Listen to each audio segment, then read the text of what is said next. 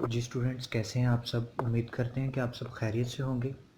तो स्टूडेंट्स, आज का हमारा जो नेक्स्ट लेक्चर है the level of biological organisation के बाद वो है मेजर ग्रुप्स ऑफ ऑर्गेनिजम्स। तो स्टूडेंट्स, अगर हम मेजर ग्रुप्स की बात करें तो हमारे पास जो मेजर ग्रुप्स हैं ऑर्गेनिजम्स के वो हैं पांच। हम वन बाय वन उनको डिस्कस कर लेते हैं। Prokaryotes,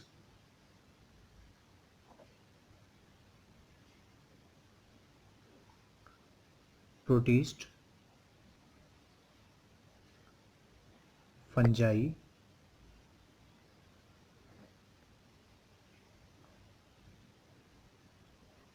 plants and animals. ये हमारे पास पांच ग्रुप्स हैं, मेजर ग्रुप्स हैं जो ऑर्गेनिजम्स के। Prokaryotes, protist, fungi, plants and animals.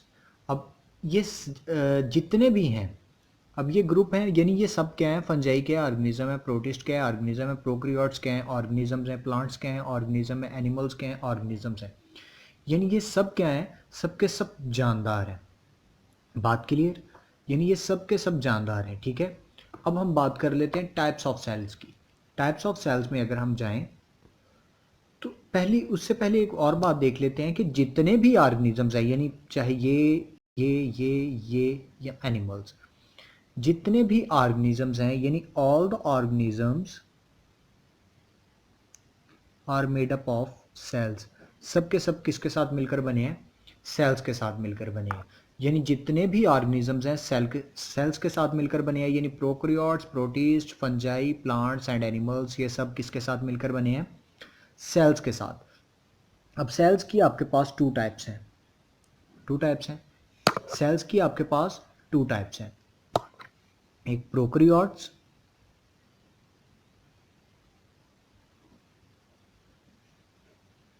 And eukaryotes.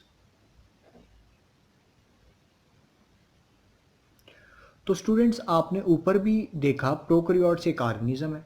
जी बिल्कुल ऑर्गेनिज्म है। अब ये किस तरह से, अब हम पहले प्रोकैरियोट्स की बात कर लेते हैं कि प्रोकैरियोट्स क्या होते हैं और यूकैरियोट्स क्या होते हैं। अब जो प्रोकैरियोट्स होते हैं इनमें न्यूक्लियस जो है, लैक ऑफ न्यूक्लियस, यानी न्यूक्लियस की कमी होती है, यानी इनमें न्यूक्लियस नहीं होता। सबसे पहले क्या बात हो गई कि जो प्रोकैरियोट्स हैं इनमें न्यूक्लियस नहीं होता। दूसरी बात क्या है कि जो प्रोकैरियोट्स होते हैं ये यूनिसेलुलर होते हैं। यूनिसेलुलर का मतलब है, यूनि कहते हैं एक को, और सेलुलर के मीनिंग्स हैं सेल, यानी एक सेल वाले। ये पूरे का पूरा ऑर्गेनिज्म एक ही सेल का बना होता है। प्रोकैरियोट्स क्या हैं, इनमें न्यूक्लियस नहीं होता और यूनिसेलुलर होते हैं, यानी एक ही सेल का, पूरे का पूरा ऑर्गेनिज्म एक ही सेल का होता है। मिसाल के तौर पर बैक्टीरिया, ये एक ही सेल के साथ मिलकर बनता है। अब दूसरी एक और मिसाल अगर लें हम, तो साइनोबैक्टीरिया, साइनोबैक्टीरिया, ठीक है, ये प्रोकैरियोट्स हैं।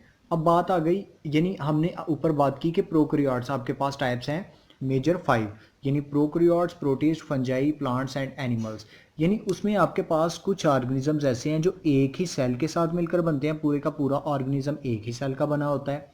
दूसरी बात जो है वो ये है कि ये एक ही सेल के साथ मिलकर बनते हैं और इनमें न्यूक्लियस नहीं होता। अब इसकी हमने आगे मिसाल देख लिया बैक्टीरिया और साइनोबैक्टीरिया।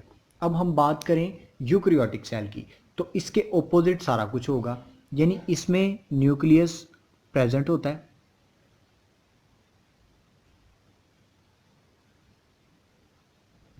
न्यूक्लियस प्रेजेंट होता है। और दूसरी बात, ये मल्टी सेलुलर होते हैं। मल्टी के मीनिंग है ज़्यादा, ये मल्टी सेलुलर होते हैं। ठीक है, यानी ये एक सेल के साथ नहीं मिलकर बनते, ये मल्टीपल सेल्स के साथ मिलकर बनते हैं, ये ज़्यादा सेल्स के बने होते हैं। ठीक है, अगर आप इनकी मिसाल लें, इनकी अगर एग्जांपल ले लें, तो आपने ऊपर पढ़ा है ऑर्गेनिजम्स में मेजर जो हैं वो प्लांट्स पढ़े हैं आपने, एनिमल्स पढ़े हैं, तो प्लांट्स एंड एनिमल्स इसकी मेजर टाइप है। अब आपको एक इस बात की क्लियरेंस हुई होगी कि हमने ऊपर यूकैरियोट्स का जिक्र क्यों नहीं किया, क्योंकि यूकैरियोट्स में प्लांट्स एंड एनिमल्स आ जाते हैं, प्रोकैरियोट्स में प्लांट्स एंड एनिमल्स नहीं आते, क्योंकि प्लांट्स एंड एनिमल्स क्या हैं, मल्टीपल सेल्स के साथ मिलकर बनते हैं। प्रोटिस्ट मल्टीपल सेल्स के साथ मिलकर बनते हैं, फंजाई मल्टीपल सेल्स के साथ मिलकर बनते हैं, ठीक है। लेकिन प्रोकैरियोट एक सेपरेट कैटेगरी है। बात क्लियर? ये हो गए आपके प्रोकैरियोट्स एंड यूकैरियोट्स का डिफरेंस। अब आगे हम देख लेते हैं सेल की ऑर्गेनाइजेशन। हमने जैसे कि देखा the level of biological organisation, यानी एक ज़िंदगी किस तरह से बनती है। पहले सेल, सेल से फिर पहले सब एटॉमिक पार्टिकल्स, फिर एटम, एटम से फिर बायोमॉलिक्यूल, बायोमॉलिक्यूल से ऑर्गेनेलीज, ऑर्गेनेलीज से सेल्स, सेल्स से फिर टिश्यूज़, ऑर्गन, ऑर्गन सिस्टम, फिर ऑर्गेनिज्म यानी इंडिविजुअल, यानी इस तरह से आपका सिस्टम चलता रहता। तो सेल किस तरह से बनते हैं, यानी सेल की जो ऑर्गेनाइजेशन है वो किस तरह से बनती है। अब सबसे पहले हम सेल्स की ऑर्गेनाइजेशन के बारे में देख लेते हैं। तो सेल की ऑर्गेनाइजेशन की आप बात करें, यानी सेल के बनने की आप बात करें, तो आपके पास तीन बातें हैं। सेल्स यूनिसेलुलर ऑर्गेनाइजेशन बनाते हैं, यानी तीन तरह की ऑर्गेनाइजेशंस बनाते हैं।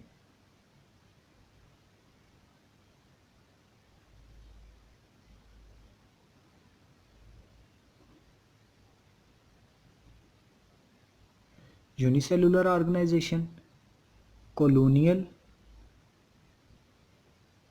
Organisation and multicellular organisation.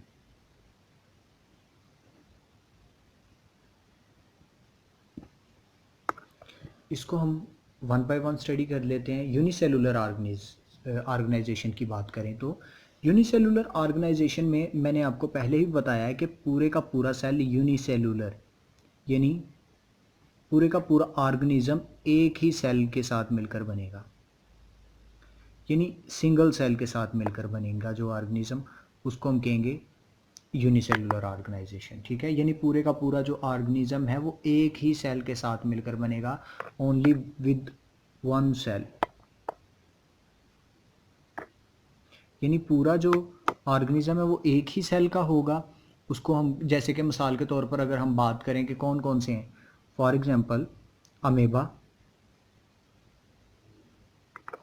एक ही सेल के साथ मिलकर बनता है, पैरामीशियम एक ही सेल का बना होता है, फिर यूग्लिना एक ही सेल का बना होता है। तो ये सारी एग्जांपल्स हैं यूनिसेलुलर ऑर्गेनाइजेशन की। अब कॉलोनियल ऑर्गेनाइजेशन की हम बात करें तो होता क्या है कि मैनी सेल्स, बहुत सारे सेल्स क्या करते हैं, एक ही जगह पर रहते हैं, एक ही जगह पर रहते हैं, लेकिन ये अपनी लेबर जो है वो उसकी डिवीजन नहीं करते। मिसाल के तौर पर आपके पास ये सेल्स हैं, ये एक ही जगह पर रह रहे हैं,